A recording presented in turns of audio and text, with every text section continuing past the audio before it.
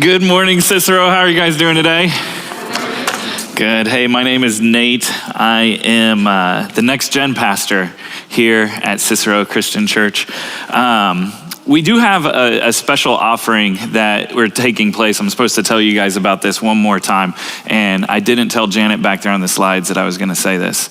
But we have a special offering as our Christmas offering, Christmas in Monterey. We're going to be giving to the Guzmans for them to get some special things for what they're doing in Monterey, Mexico. And part of what, I don't know if it's necessarily a tradition because this is only my really first year here, is that there's oftentimes a collection that's taken up for the pastors as like a Christmas offering. The pastors this year are going to forego this in lieu of you guys giving to the Guzmans in Monterey. So you can fill out this stuff just like you always do with the box or online or send it in.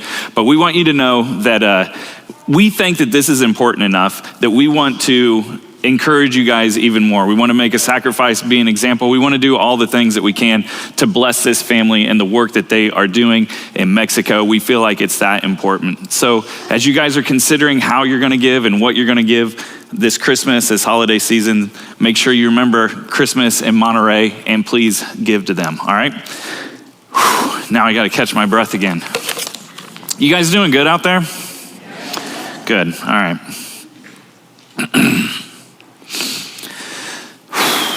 All right, so you guys, we have made it. We are here. We're officially in the Christmas season. I am so excited. I love Christmas time. I don't love all the other stuff necessarily that comes with it, but I do love snow. I absolutely love snow. Snow is like one of the greatest creations that God ever made, and I am so thankful for snow. And so yesterday we went out and we cut our tree down at Dole's, and it was snowing and it was blowing and it was cold and it was awesome. I was loving it.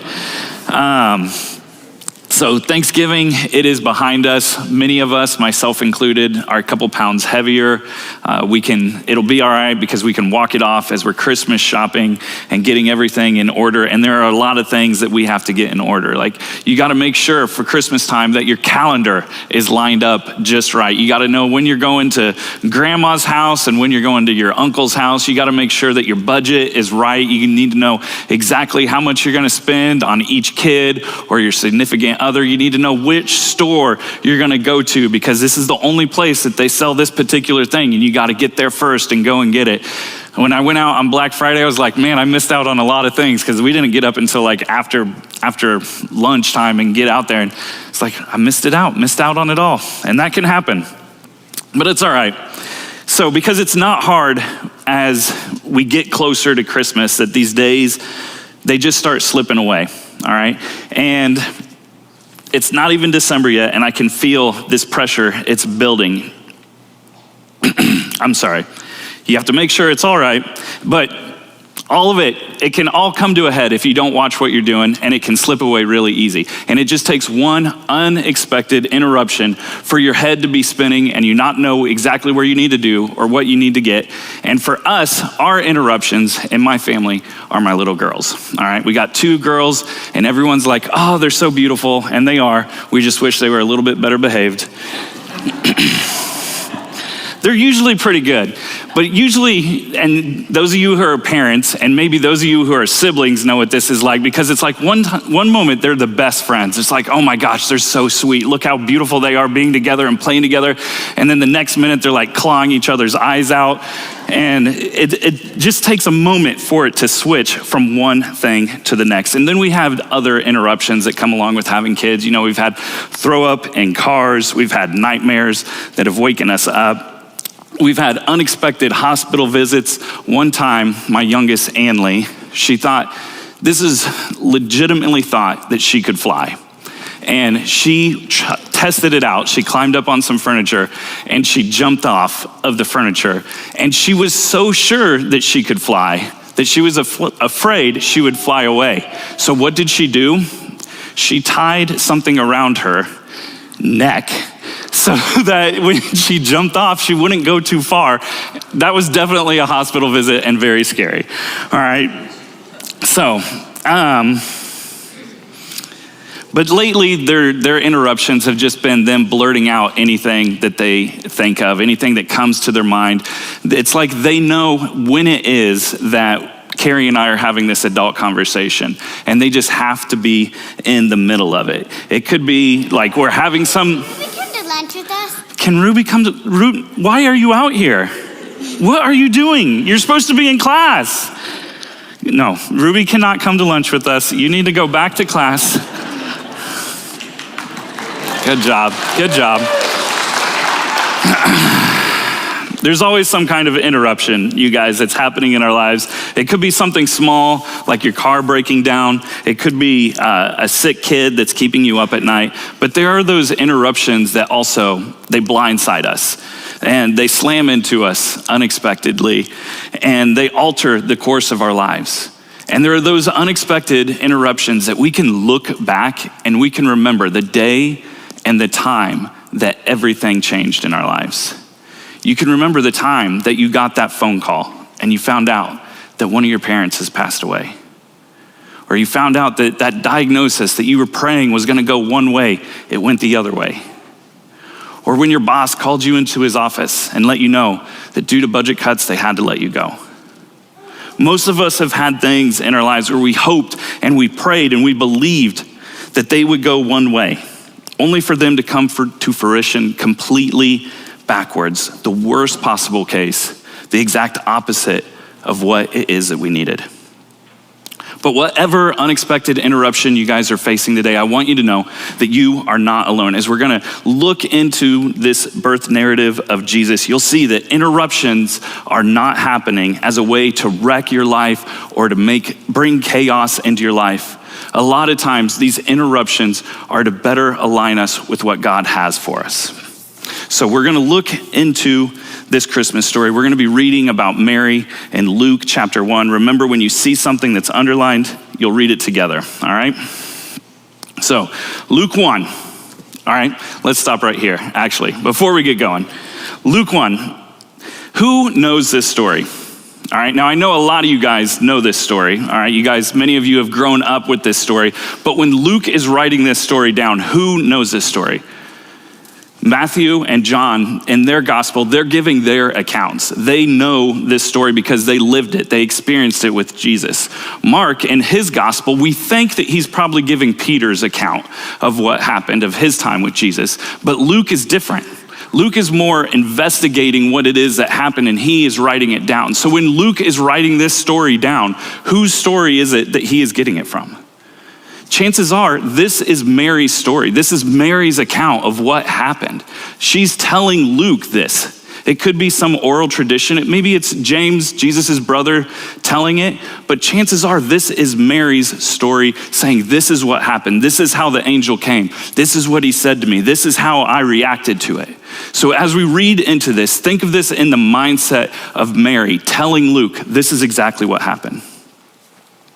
So in Luke 1:26, in the 6 months of Elizabeth's pregnancy, God sent the angel Gabriel to Nazareth, a town in Galilee, to a virgin pledged to be married to a man named Joseph, a descendant of David.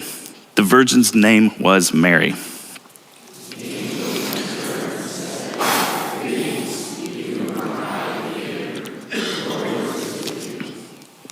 Now, I enjoy some context, all right? So Nazareth, it's this little town. It's probably less than 500 people at this town, at this time. And to give you some context, that's like half the size population-wise of Atlanta. It was a small basin surrounded by hills with a singular source of water. Nazareth is remarkable in its unremarkableness. It's not mentioned in the Old Testament. It's not mentioned in the Apocrypha. The closest road to Nazareth was 6 miles away. You'd have to walk 6 miles just to get to the road, which I think is pretty crazy. People didn't go to Nazareth unless they were intending to go to Nazareth. If you grew up in Nazareth, to say that you came from nothing would be an understatement. But I think maybe that this seclusion of where Mary was, it helped her for what she was about ready to go through.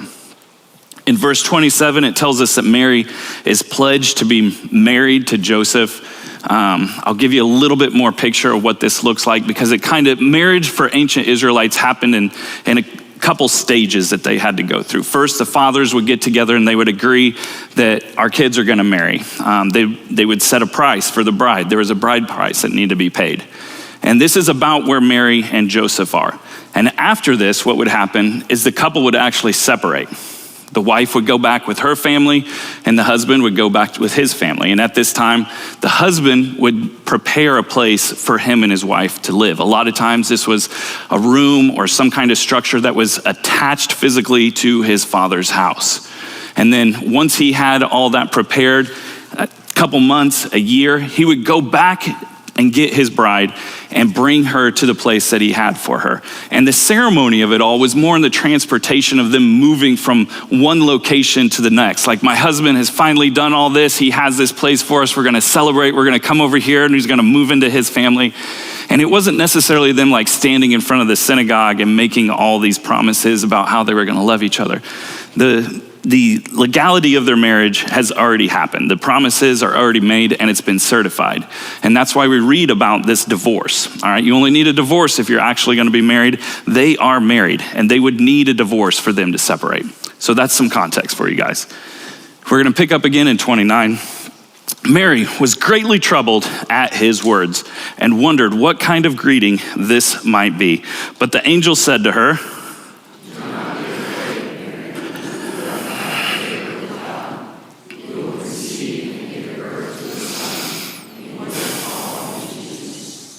He will be great and will be called the Son of the Most High. The Lord God will give him the throne of his father David, and he will reign over Jacob's descendants forever.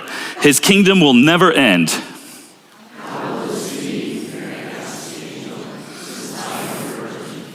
The angel answered, the Holy Spirit will come on you, and the power of the Most High will overshadow you. So the Holy One to be born will be called the Son of God. Even Elizabeth, your relative, is going to have a child in her old age. And she who was said to be unable to conceive is in her 6th month. For no word from God will ever fail. All right. So have you guys ever been in one of those situations where your boss, he comes into your office and he's trying to tell you that something is like a really good thing that's about ready to happen, but you know, like, what this really means is like, I'm going to have more work and I'm going to have more responsibilities and all these things are going to be put on my shoulders, because that's kind of the vibe I am getting here from Gabriel. All right. I'll give you an example. All right. It's like you just started this job and you haven't been there for a year, but your boss, he's telling you that he's going to move to Kentucky and it's really going to be good for everybody. It's going to be all right. I don't know. That's kind of what I'm picking up from Gabriel, all right? Because he starts his message, he's like, hey, don't be afraid. You found favor with God. Like, he's buttering her up, and then he just drops it right on her. You're gonna conceive, and don't even think about naming the baby. We already got it picked out, all right? And I can really see it in Mary's response also, because for me, it's not, how can this be? But it's more like, what are you talking about? Is what I think Mary's response is. We sing the song, Mary, Did You Know? And it kind of like takes place, like, did you know that as you're taking care of this baby, as you're rocking your baby and you're doing these things? But I want to know, what was Mary's, like, did she know? I think that she did, what this meant for her as a woman who is being told, you're going to conceive, but you are not yet married. And everyone is going to look at you and they're going to know that you are wrong. Because for Mary, this interruption, it was completely life altering. Even today, you guys, we have this social stigma for women who have a baby and they're not in a relationship. In ancient Israel, this was a literal death sentence. It may have been that she was in this small podunk Nazareth that saved her life, because any place else where it's more populated and more people knew what was happening, they would have stoned her to death. And even if she skirted the stoning, she would have relational consequences. Joseph had every legal right to divorce and abandon Mary. Matthew tells us that he was considering that. If that happened, most women during this time, they didn't have the skills to take care of themselves. She would have had to live with her family.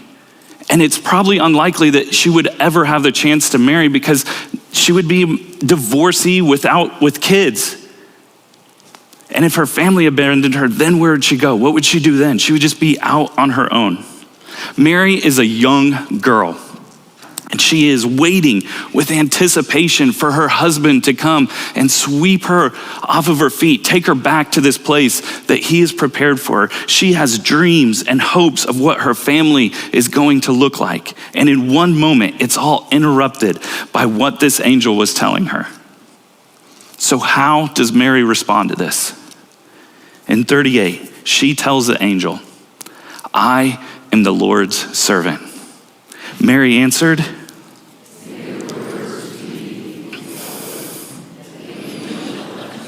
Now, I don't know about you, but when I get unexpected news, my first response is not, "I'm the Lord's servant. May your word be fulfilled to me." Usually I start praying that God would change my circumstances, whatever it is that I've stumbled into. I'll try troubleshooting the problem to see if I can find a work around it. I'll even ignore the problem and just hope that it completely goes away and I don't have anything to do with it. But Mary is ready for whatever unexpected interruption God is bringing into her life, even one with such dire consequences. It's like she was eager for whatever it was that God had in store for her at the expense of her plans, her dreams, her reputation, even her life. She was eager for God to have his way. And I wonder, when was the last time that I was eager for God to break into my life and just to have his way and for my plans to go right out the window? Like, if it's something that's good, a blessing of some kind, then yeah, I'm all for it. Like, does God want to give me a pay raise, or does someone want to take me out to lunch? It's like, God is so good. Thank you, Lord.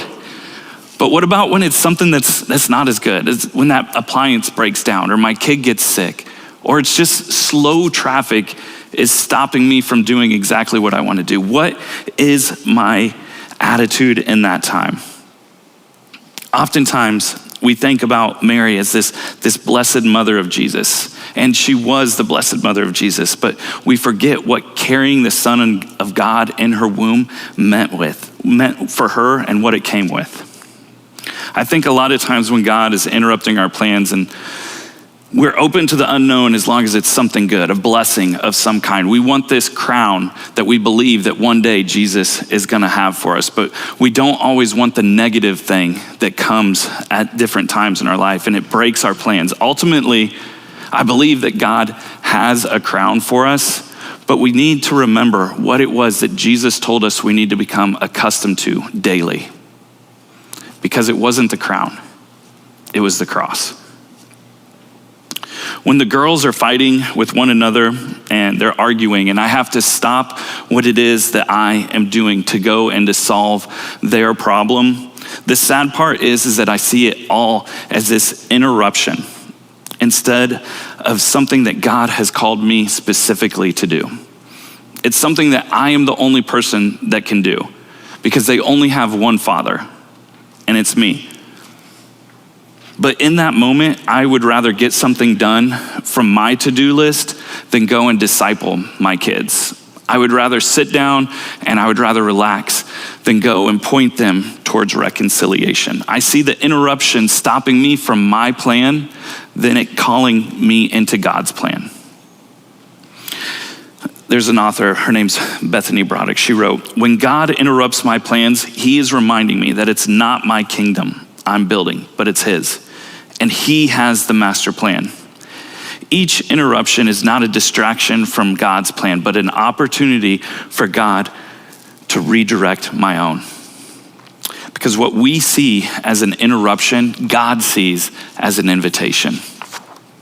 And looking through the Christmas story, you will see this emphasized over and over again. That God is more in the interruptions than he is in the plans. Mary had plans and dreams for what it is that her family would look like. And God broke it in when he sent the angel Gabriel to tell her what was really going to happen. Joseph had plans to divorce Mary, But God did the unexpected again and sent another angel. And when they finally came together, living in Nazareth, they're like, all right, we can settle down, we can figure this out. And then Caesar had his census, and it sent them on the road trip to Bethlehem. And they probably thought, we can make it to Bethlehem and we can make it back before this baby comes. But then once again, God is interrupting their plans, and Jesus is born in the little town of Bethlehem. And if you continue looking at the life of Jesus through his ministry, most of his encounters, many of his miracles are the result of unexpected interruptions. When he's just hanging out with his friends at a wedding, they run out of wine and his mother interrupts him to fix it. Walking on his way to Jericho, a man just starts yelling at him, Jesus, Jesus, son of David, have mercy on me. And Jesus heals him. Imagine that you're sitting in your house with Jesus and he's teaching you about the kingdom of God, and all of a sudden pieces of the ceiling start falling, raining down on your head, and this man is being lowered down in front of Jesus. That's a huge interruption.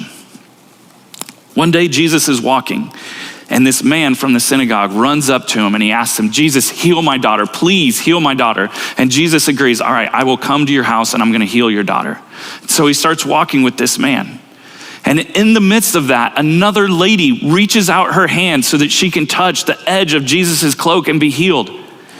Interruption after interruption, time and time again, you see the unexpected happening in Jesus' life, and never once is he inconvenienced. He sees it all not as an interruption, but as a divine invitation. This leads us to the question, if God is more in the interruptions than in your plans, do you view the unexpected as an interruption or as God's invitation? How do we react when we're faced with these interruptions? Do we find ourselves pleading with God to change our circumstances or complaining about what's happening to us, ignoring the problems in hopes that it's going to go away? Or do we embody the attitude of Mary and eagerly await all that God has for us? The good and the bad, the cross and the crown. Are our hearts in the right place for God to interrupt our plans so that we can better align with his kingdom?